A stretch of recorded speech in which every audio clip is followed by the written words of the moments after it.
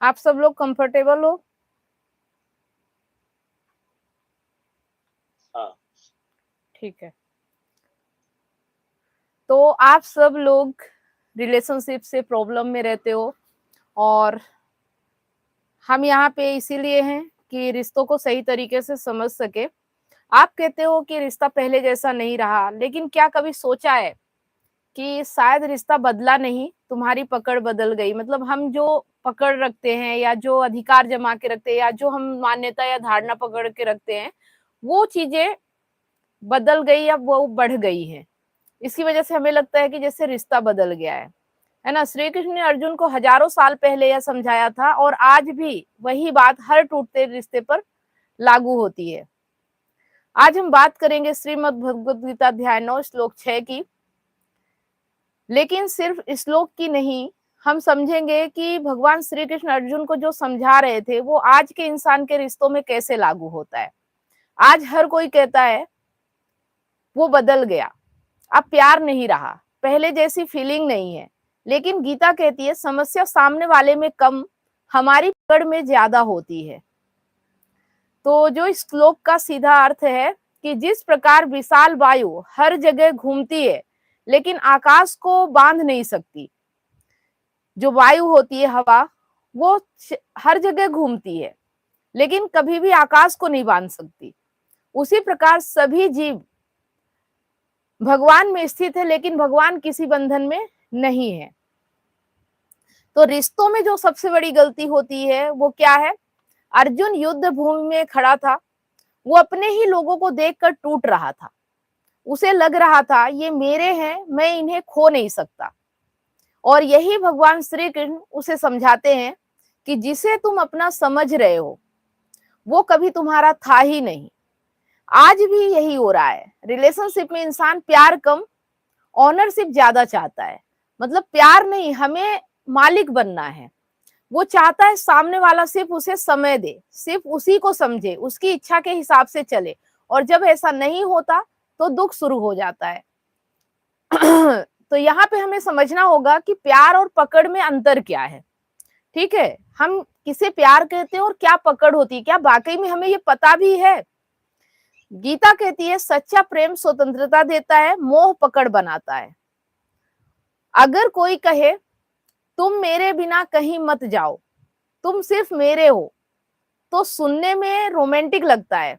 जैसे कोई आपको कहता है कि तुम मेरे बिना कहीं मत जाओ, मतलब मैं तुम्हारे साथ हमेशा रहूं, या तुम मुझे जहां जाओ साथ लेके चलो, और तुम सिर्फ मेरे हो। ये जो भाव होते हैं ना, ये जब कोई हमें कहता है, जब हम किसी के प्यार में होते हैं, किसी से हमारा अटैचमेंट होता है या किसी से हमारा अट्रैक्शन होता है, तो जब वो ऐसी बातें करता है तो हमें बहुत अच्छा लगता है, सुनने में रोमांटिक लगता है। लेकिन धीरे धीरे वही रिश्ता घुटन बन जाता है। ऐसा क्यों होता है?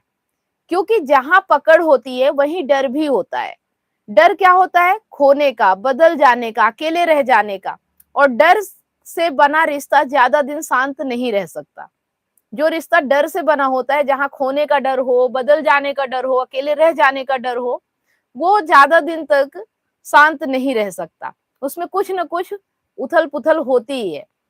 अब बात यह है कि लोग बदलते क्यों हैं।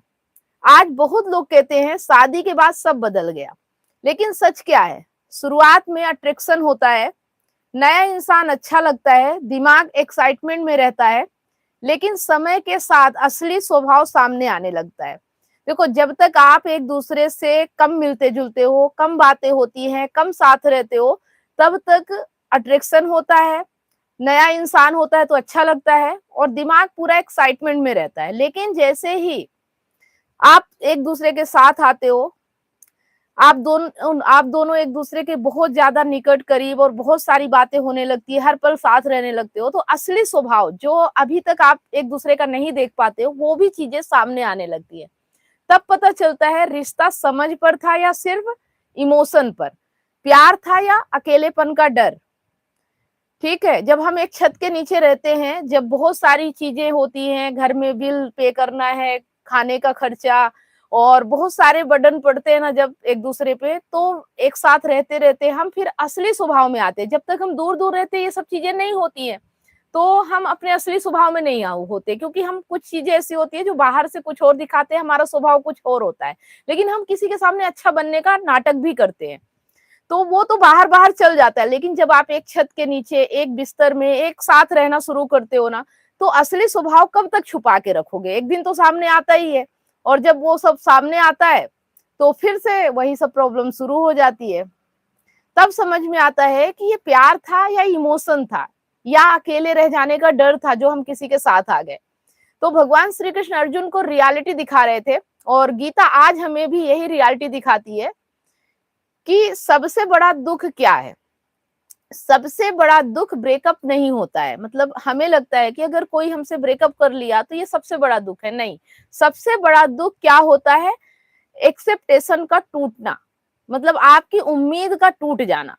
जब इंसान सोच लेता है ये हमेशा मेरे साथ रहेगा, ये कभी नहीं बदलेगा, तभी से दुख शुरू हो जाता है। क्योंकि संसार की हर चीज बदलती है, इंसान बदलता है, भावनाएं बदलती है, परिस्थितियां बदलती है, लेकिन हम चाहते हैं कि रिश्ता हमेशा एक जैसा रहे, और यही संघर्ष दर्द बन जाता है।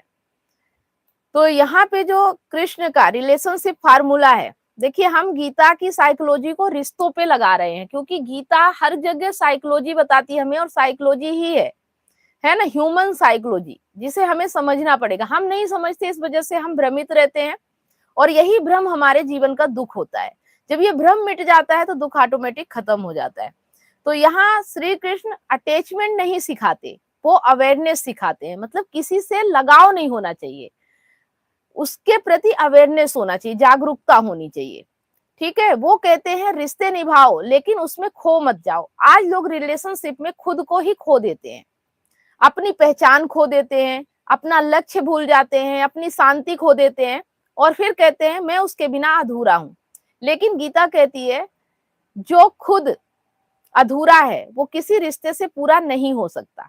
मतलब आपने ये सोचा था कि मैं रिश्ते से पूरा हो जाऊंगा, लेकिन अगर आप अपने आप को अधूरा मानते हो तो आप किसी रिश्ते से पूरे नहीं हो सकते, हमेशा अधूरे ही रहोगे। और वही अधूरापन बाद में हमें समझ में आता है। पहले तो लगता है हम पूरे हो गए, कोई हमारे जीवन में आ जाता है तो हमको लगता है हम पूरे हो गए। ठीक है, तो आज के इंसान के लिए सबसे जरूरी सीख ये है कि अगर तुम रिलेशनशिप में हो तो ये बातें याद रखना, प्यार करो लेकिन खुद को मत खो, सामने वाले को पकड़ने की कोशिश मत करो। हर रिश्ता स्थायी नहीं होता, जो बदल जाए उसे जाने देना सीखो, जो बदल जाए उसे जाने दो, उसे पकड़ो मत, क्योंकि सच्चा प्रेम कंट्रोल नहीं करता। ठीक है, सोचो, अगर कोई इंसान तुम्हारे साथ सिर्फ मजबूरी में है तो क्या वो सच में तुम्हारा है?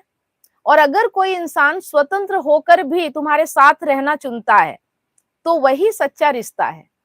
ठीक है, सच्चा रिश्ता कौन सा है कि अगर आप उसे पूर्ण स्वतंत्रता दे दो, कोई बंधन नहीं, कोई रोक टोक नहीं, कोई कुछ भी नहीं, उसके बाद भी वो आपका साथ चुने, इसे सच्चा रिश्ता कहते हैं। लेकिन जो इंसान सिर्फ मजबूरी में या जरूरत में या और कोई बंधन के कारण आपके साथ है, वो ज्यादा दिन नहीं टिकता है। ठीक है, भगवान श्री कृष्ण अर्जुन को यही समझा रहे थे कि बंधन मत बनाओ, समझ विकसित करो। तो जो श्रीमद् भगवद गीता अध्याय 9 श्लोक 6 सिर्फ आध्यात्मिक ज्ञान नहीं है, ये हर उस इंसान के लिए मार्गदर्शन है जो रिश्तों में दुख झेल रहा है। जब पकड़ कम होगी तब प्रेम शुद्ध होगा। तो अगर आपने इस श्लोक का अर्थ अच्छे से समझ लिया है और ये चीजें आपको सोचने पे मजबूर कर रही है, आपने समझा है कि प्यार पकड़ नहीं समझ है, तो बस इसे अपने जीवन में अप्लाई कीजिए, है ना। अप्लाई करेंगे तो ऑटोमेटिक रिश्ता अच्छा होगा, जीवन अच्छा होगा, शांति होगी, स्वतंत्रता होगी, आनंद होगा। यही तो हमें चाहिए। लेकिन बस यही है कि हमें समझना होगा कि बोझ क्या है, बंधन क्या है, समझ क्या है और पकड़ क्या है, अटैचमेंट, डिटैचमेंट, इन सबको बारीकी से समझना होगा। हम सोचते हैं हमें समझ में आ रहा है, लेकिन हमें नहीं समझ में आता, हम फंस जाते हैं और हमें लगता है हम सही कर रहे हैं। अगर हम सही कर रहे हैं तो दुखी होना नहीं चाहिए, और अगर दुख आ रहा है तो फिर सही समझ में नहीं आया है। ठीक है, चलिए, अगर कुछ इसमें समझ में नहीं आया या कुछ पूछना है तो आप पूछ सकते हैं।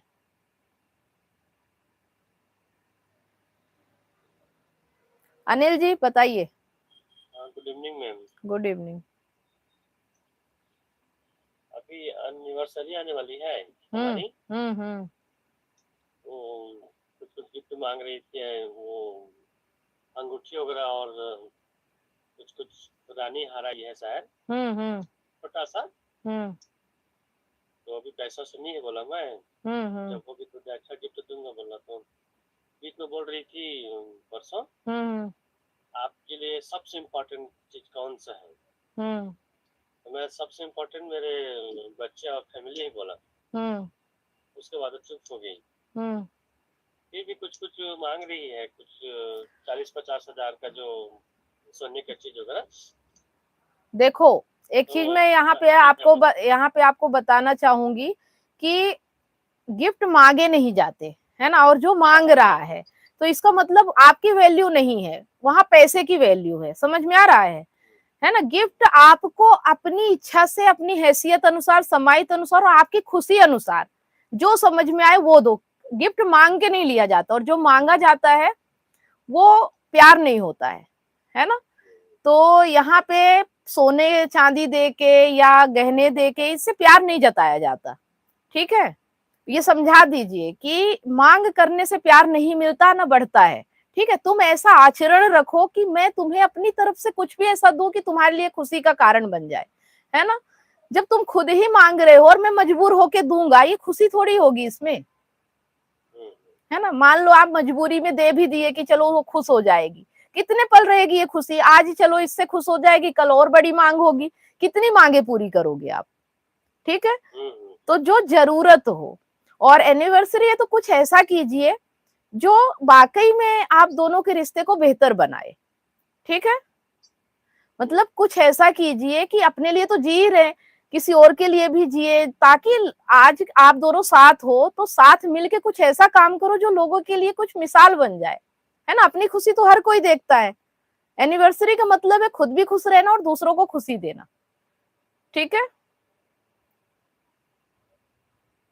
ये सोने चांदी गहने वस्त्र इन सब का रिवाज ऐसा बना दिया गया है, यही तो लालच पैदा करता है। आज छोटा सा चीज है, कल और बड़ा होगा, और ये लालच आपके रिश्ते को खा जाएगा। आज दे दोगे, कल नहीं होगा, तो फिर वही कि पिछले साल ऐसा किया था, इस साल ऐसा नहीं हुआ, तो ये सब फिर आगे जाके ये सब दुख का ही कारण बनते हैं। ठीक है, तो अपनी खुशी से और कुछ ऐसा करो जो नेचुरल हो। ठीक है, जिसमें खुशी भी मिले।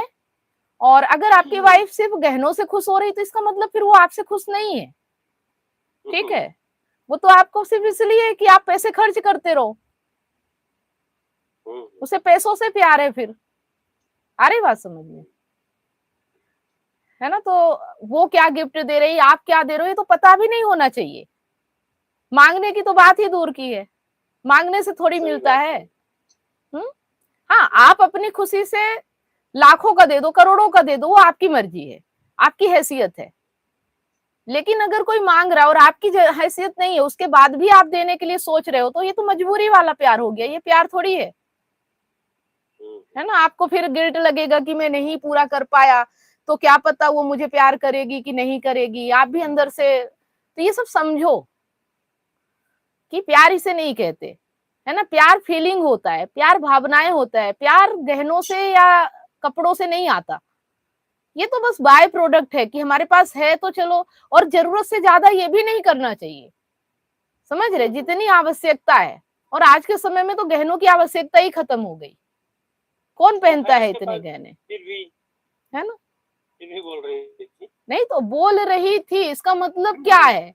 उनको बोलना है एनिवर्सरी मना रहे हो कि फरमाइश से मांगे पूरी करवा रहे हो, है ना। सर, जैसे हम सरकार से कहते हैं हमारी मांगे पूरी करो। ठीक है, उसको बोलना कि अगर मैं नहीं दूंगा तो क्या होगा, पूछना है ऐसे कि अगर मैं तुम्हारी जरूरतें, तुम्हारी इच्छाएं पूरी ना करूं तो क्या करोगी? क्या हम एनिवर्सरी नहीं मनाएंगे? नहीं, वो पूछ रही थी अगर बजट नहीं है तो कोई जरूरी नहीं, बोल रही थी। नहीं, आपसे तो आप भी ड्यूटी कर रहे हो, वो भी ड्यूटी कर रही। ठीक है, दोनों ड्यूटी करते हो, दोनों बराबर हो। अब वो आपसे बोल दी मुझे ये चाहिए, आप भी मांग करो ना, आप भी मांगो, है ना। आपको भी बाइक चाहिए, तो मुझे एक बाइक, एक बढ़िया अच्छी सी, जो हम दोनों बैठ के घूमने चलेंगे एनिवर्सरी के दिन, ठीक है। आप भी बोलना कि मेरी भी ये मांगे हैं, जैसे को तैसा, ठीक है। अगर प्यार नहीं है तो जो जैसा है उसके साथ वैसा व्यवहार करो। प्यार है तो मांगने की जरूरत ही नहीं पड़ती है। इंसान एक दूसरे की भावनाएं समझता है, बोलने की जरूरत ही नहीं होती है ना। हाँ, बात सही है। आप बोलना कि मुझे क्या गिफ्ट दे रही हो, भाई शादी तो दोनों की हुई है ना। ये यही तो बात है, औरत अपने आप को अबला समझ लेती है, पुरुष प्रधान है, पुरुष को ही ये सब करना चाहिए, पुरुष ही अपने प्यार का इजहार करे, पुरुष ही गिफ्ट ला के दे। आ रही बात समझ में? जबकि जॉब दोनों कर रहे हो, अब तो बराबर हो ना दोनों। कोई अबला नारी थोड़ी है कि घर में बैठी हुई है कि कभी पैसे ही नहीं आते उनके हाथ में, ऐसा तो नहीं है। अपनी मर्जी की मालिक है ना। हाँ, हाँ, तो जब आपसे कहें कि मुझे ये चाहिए तो आप भी एक लिस्ट बना लेना, बोलना मुझे भी एनिवर्सरी में ये गिफ्ट चाहिए, ठीक है। ठीक है, ठीक है, ठीक है। हाँ, और जब वो बोले कि नहीं ऐसा नहीं हो सकता, तो आप भी बोलना मेरे भी बजट अभी नहीं है, चलो अब कुछ और सोचते हैं, है ना। बजट ऐसा बनाना जितना उनका है उससे ज्यादा ही होना चाहिए, कम नहीं होना चाहिए, ठीक है मैम। ठीक है। अब उनने तो बोल दिया और आपने तो बस सुन लिया, अब आप तो इसमें लग गए होंगे कि कैसे पूरा करूंगा, कैसे लेके आऊंगा, बजट बनाने लग गए होंगे। सही बात ये तो माइंड में आया ही नहीं होगा कि मुझे भी गिफ्ट चाहिए। है। नहीं आया, नहीं आया। बस यहीं पे पुरुष मात खा जाता है, और कुछ नहीं, ठीक है। और कुछ? बाकी ठीक है। बाकी ठीक है, चलिए। अब आज, यही आए हैं, हाँ, ससुराल आए हैं, ससुराल। आज लिस्ट बना लेना है ना। ठीक है। हार कितने में आता है उतने में आपका बाइक वगैरह जो भी है, जो और कपड़े वगैरह जो भी है, सूट बूट बढ़िया सब लिस्ट बना लेना, है ना, जो जो आपको जरूरत है। पूरी लिस्ट पकड़ा देना कि मुझे भी ये गिफ्ट चाहिए, क्योंकि भाई कमाती तो तुम भी हो, जॉब तो तुम भी करती हो, सही बात है ना। मतलब ये होता है कि स्त्री कमाए तो अपना पैसा रखे और पुरुष ही खर्च करे, है ना, सब कुछ पुरुष की ही जिम्मेदारी में है। मतलब स्त्री अपने मन से खर्चा करे और पुरुष की तो पूरी जिम्मेदारी है, जवाबदारी है कि उसे करना ही है, मजबूरी है उसकी। ऐसा नहीं होना चाहिए, ठीक है। दोनों को एक दूसरे के साथ मिलजुल के रहना, और किसी को मजबूर नहीं करना। एक दूसरे की हैसियत समाई देखना कि सामने वाला प्रेशर ना पड़े, उसके ऊपर दबाव ना पड़े, टेंशन में ना चला जाए। ये नहीं कि बस जिद कर दिया तभी मैं खुश होंगी जब तुम मेरी इच्छा पूरी करोगे, ठीक है। ठीक है मैम। तो अब इस बार एनिवर्सरी थोड़ा अलग तरीके से मनाना, है ना, ठीक है। नेचुरल तरीके से, प्राकृतिक तरीके से। कहीं घूमने चले जाओ, पहाड़ों में चले जाओ, एक आध दिन अकेले रहो, कहीं होटल रूम में चले जाओ, है ना। ये गहने गुड़िया देने से क्या होगा, है ना। टाइम स्पेंड करो एक दूसरे के साथ। वो टाइम याद करो कि जैसा पहले शुरू में एनिवर्सरी हुई थी, शादी हुई थी, है ना, वो पल कैसा था। क्या हम आज उस पल को जी पा रहे हैं? क्या आज भी वो फीलिंग है हमारे बीच में, कि सिर्फ मांगे ही बस पहले जैसी है, ठीक है। चलिए संदीप जी, आपको भी कुछ पूछना हो तो पूछ लीजिए। कुछ नहीं मैडम, आज की बात शेयर करूंगा। जो लड़की बताई थी उससे आज मैंने फाइनल किया था शादी करने का। घर वालों के बीच में 2-4 लोग थे। तो पहले तो बोल रहे थे कि आप बॉन्ड पेपर लिख के दो कि आप शादी करोगे और साथ में रहोगे। मैं ऐसा कुछ लिख के दे नहीं सकता, लेकिन का बॉन्ड बनाऊंगा। ऐसे कैसे करके उस पर राजी हो गए। अभी चल रहा था कपड़े खरीदी करना, दूल्हे को दुल्हन के कपड़े लेने पड़ेंगे, उनसे मेरे लेने पड़ेंगे। तो उसने 34,000 की कुछ खरीदी कर ली, साड़ी वाड़ी 6-7-8 हजार की 3-4 साड़ी। तो फिर ऐसा हुआ कि इतना ज्यादा कैसे हो गया, 2-4 हजार का हो जाना चाहिए, 10-12 हजार का। मैं गया उधर पेमेंट करने, तो बोले इतना गाय को लिया। तो आजू बाजू मौसी उसको कपड़े वो दिया उसने। तो